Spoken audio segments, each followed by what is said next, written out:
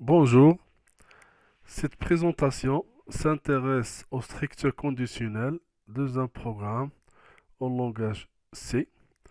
Normalement, nous avons deux types de programmes, un programme séquentiel et un programme conditionnel. Pour le premier type, l'exécution du programme commence à partir de la première ligne, ensuite il passe à la deuxième ligne jusqu'à la fin. Par contre, un programme conditionnel, l'exécution des lignes ou bien l'exécution des blocs dépend de la vérification des conditions. C'est-à-dire, elle teste une condition. Si la condition est vérifiée, elle passe à l'exécution du bloc adéquat. Sinon, elle passe à la suite. Pour exprimer une condition dans un programme en langage C, nous avons quatre types. Premièrement, l'opérateur conditionnel. Deuxièmement, la structure de choix simple. Troisièmement, la structure de choix alternative. Et finalement, la structure de choix multiple. Pour le premier type, l'opérateur conditionnel. Donc, dans cette syntaxe, on utilise deux caractères, point d'interrogation et deux points. Premièrement, on donne l'expression attestée. Après le point d'interrogation, on donne l'expression dans le cas vrai. Après les deux points, on donne l'expression dans le cas faux. Par exemple, si je veux calculer la valeur absolue de A moins B. Dans ce cas-là, nous avons deux cas. Soit A est supérieur ou égal à B, ou bien nous avons A est inférieur strictement à B. Alors, on commence par le test. Est-ce que A est supérieur ou égal à B? Alors, si ce test est vrai, dans ce cas-là, après le point d'interrogation, la valeur absolue aura la valeur A moins B, c'est-à-dire C reçoit A moins B. Dans le cas inverse, après les deux points, C reçoit B moins A. Pour le deuxième type, la structure de choix simple. Donc ici, on utilise l'instruction F. On écrit F, entre parenthèses, on donne la liste des conditions à vérifier. Et entre les deux accolades, on donne le bloc d'instruction à exécuter dans le cas où les conditions mentionnées entre les parenthèses sont vérifiées. Toujours dans cet exemple, on veut calculer la valeur absolue de A moins B. Puisque nous avons deux cas pour le calcul, alors on est obligé d'utiliser if deux fois. C'est pour traiter chaque cas séparément. Premièrement, if A est supérieur ou égal à B, alors dans ce cas-là, le bloc à exécuter c'est C égale A moins B. Pour le deuxième cas, c'est-à-dire A inférieur strictement à B, alors C reçoit la valeur de B moins A. Alors pour un bloc, on est obligé de mentionner les accolades dans le cas où nous avons plus de deux instructions, c'est-à-dire au minimum deux instructions au plus. Si vous avez uniquement une seule instruction dans un bloc, alors la présence des accolades n'est pas obligatoire, elle est optionnelle. Pour le troisième type, la structure de choix alternatif. Ce type de structure est utilisé dans le cas où vous avez des conditions contradictoires. C'est-à-dire, au lieu d'utiliser if, par exemple, deux fois, de façon séparée, et si les conditions sont contradictoires, vous pouvez utiliser la syntaxe de if, else. Alors, pour f, je donne la liste de conditions à vérifier. Après, je précise le bloc à exécuter. Else signifie l'inverse de f. Et dans ce cas-là, je dois aussi préciser le bloc à exécuter dans le cas inverse. Donc, on revient à l'exemple de la valeur absolue de A moins B.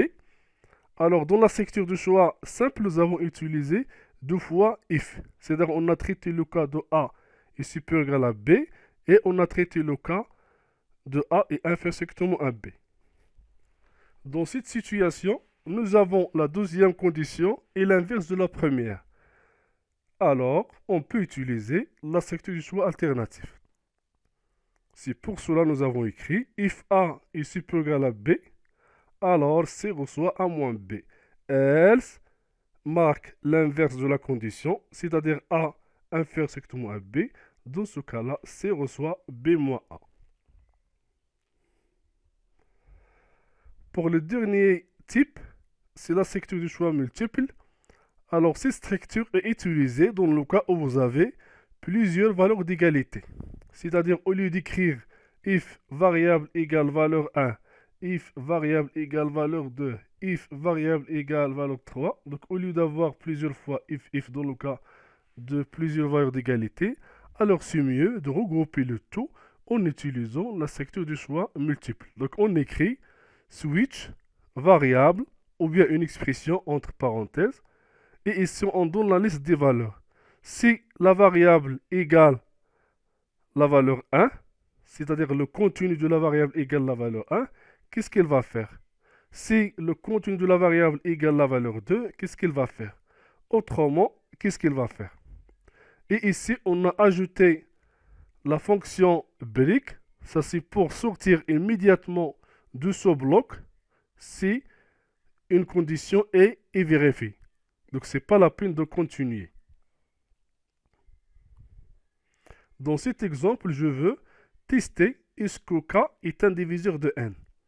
Alors, pour réaliser ça, on a calculé le reste de la division entière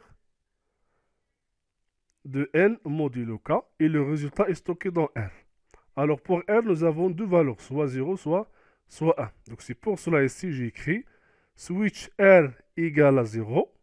Dans ce cas-là, alors K est un diviseur de n. Dans le cas où R égale à 1, alors K n'est pas un diviseur de n. Pour bien comprendre l'utilisation des structures conditionnelles dans un programme en langage C, donc nous avons ici un exercice à réaliser. Écrire un programme en C qui affiche la mention équivalente à une moyenne obtenue à partir de 3 notes saisies au clavier. Donc ici, nous avons deux parties. Premièrement, le calcul de la moyenne à partir de 3 notes et par la suite, afficher la mention équivalente à la moyenne calculée. Donc ça, c'est la première version de la solution. Alors, qu'est-ce que nous avons fait? Nous avons déclaré 4 variables A, B, C, M. Alors, A, B, C représentent les notes. M, c'est pour calculer la moyenne. Et au début, ici, on a introduit la bibliothèque standard input-output.h. C'est pour qu'on aura le droit d'utiliser les fonctions d'entrée-sortie, la fonction scanf et la fonction printf. Alors ici, nous avons utilisé scanf pour l'acquisition de la première note. Deuxième scanf, c'est pour l'acquisition de la deuxième note. Troisième fonction scanf, c'est pour l'acquisition de la troisième note. Après, nous avons calculé la moyenne M avec la formule suivante. A plus B plus C, le tout sur 3. Après, on a affiché la moyenne. Ça, c'est pour la première partie. Maintenant, la deuxième partie, c'est l'affichage de la mention équivalente. Dans ce cas-là, j'ai utilisé la structure du choix simple, c'est-à-dire j'ai traité chaque cas individuellement. Vous avez la première structure if, donc if m est inférieur strictement à 10, ça c'est le premier cas. Dans ce cas-là, il va afficher par exemple A jaune. Pour le deuxième cas, if m est supérieur ou égal à 10 et m inférieur strictement à 12, alors il va afficher passable. La même chose, if m est supérieur ou égal à 12 et m est inférieur strictement à 14. Dans ce cas-là, il va afficher assez bien. If m est supérieur ou égal à 14 et m inférieur strictement à 16, il va afficher bien. If m est supérieur ou égal à 16, alors il va afficher très bien. Alors ici, nous avons traité chaque cas individuellement en utilisant la structure du choix simple. Maintenant, si je veux utiliser la structure du choix alternatif, ici vous avez une deuxième version de la solution.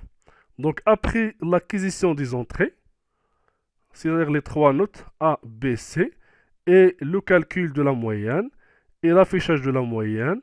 Après, j'ai utilisé la structure du choix alternatif. J'ai utilisé if m inférieur à 10. Dans ce cas-là, il va afficher ajourné. Else, c'est-à-dire que je suis dans le cas où m est supérieur ou égal à 10. Maintenant, à l'intérieur de else, nous avons if m est inférieur à 12.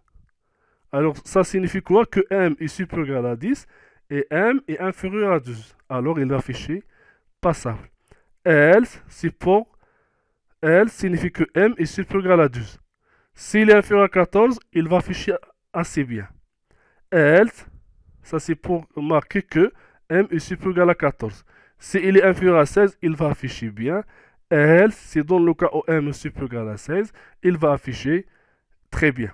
Donc vous voyez ici, dans la deuxième solution, on a utilisé la structure du choix alternatif. Pourquoi? Parce que nous avons des conditions contradictoires.